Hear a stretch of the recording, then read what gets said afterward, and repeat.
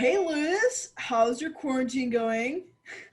I mean, okay, so I don't go out much, but I don't know. There's something nice about just kicking back and reading a book, especially Lord of the Rings. That's always nice. Really? Lord of the Rings, huh? Yeah, Well, it's good. personally, I've been doing some reading of my own. Oh, In fact, reading about a little bit of Dungeons and Dragons. oh, you said the bad word. I don't like the. Hey, hey, Oh, hey, I think you would really enjoy it if you just uh, gave it a chance. Dungeons and Dragons. oh, Dragons.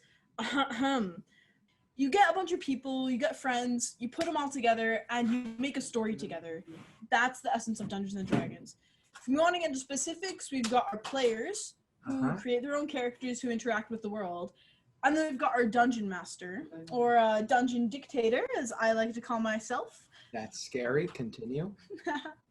We've got them, and they all just work together to tell a story with the players' characters and the dungeon master, or DM, putting the world together and laying it out for them. You can take it anywhere you want it to, and it's the dungeon master's job to give people a general quest line and a story. You might start the story by saying, oh, in this little village that we're in, the children have started going missing, and it's up to the adventurers to get to the bottom of it and figure out what's going on and who's behind it. So every character is going to have different abilities depending on their race. They might be like a human, a dragonborn. What's dragonborn? When like a human and a dragon get Anyway, down to it. no, no, no, no, no, no, no, no, You no. asked a dwarf, an elf. Uh-huh. Is there like a hobbit in there? Or Well, they're called halflings. So you have 6 abilities. You have your strength, dexterity, constitution, intelligence, wisdom, and charisma. uh-huh. So those things basically they can influence how good your character is at influencing the world around them. So somebody who has a lot of charisma will be really good at like socializing, and then somebody with like high dexterity would be good at like sneaking around and being nimble and whatnot. So in order to determine, what your ability score numbers are, you're gonna turn to the dice that determine everything about you, and just can make your fate or it can break it. And your destiny can be determined by these little dice in your hands. I'm sorry. Do you need like a moment alone with the? Should I? Sorry. You know how like in video games and stuff, there are NPCs, non-playable characters? Yeah, sure. But in Dungeons and Dragons, we have NPCs too, and a lot of times those are just like passing townspeople, the bartender at the tavern, that kind of stuff. But there can also be hostile NPCs, such as a dragon or the cultists that are trying to revive a dead demon, that kind of stuff. And so when the party of player characters, encounter such a hostile NPC, they can engage in combat. Okay, so let's begin. Let's say I'm a halfling with a group of people. I come across enemies. Okay, how do I kill?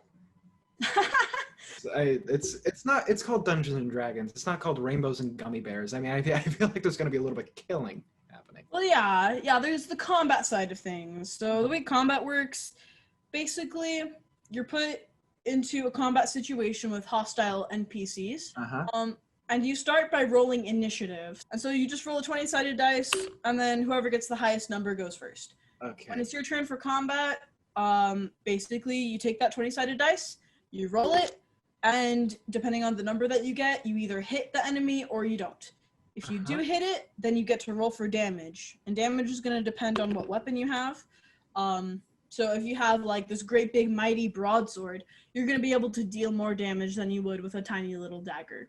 Anything Dungeons and Dragons has influenced so much of culture that we have today. Like if you look at video games and everything, like you see Dungeons and Dragons in just about every RPG. All right, so I guess how do I win? How do you win? Yeah, do I kill the dungeon master or something like that? Hey, if you want to assassinate me, well, I guess in Dungeons and Dragons there is no winning. You might reach the end of a story where your party has defeated the big bad guy who's been terrorizing everybody, but the adventure can continue from there. It can go on for like even years, as the characters get different quests and go on their adventures. It can go on however long you like. It can last years, or it can just go for a few weeks. No, that's a lot like Lord of the Rings. I don't know if I can be a part of this plagiarism. So I'm gonna see ya. What's up? I'm just Lewis, come on, just give it. I'm gonna convert him someday.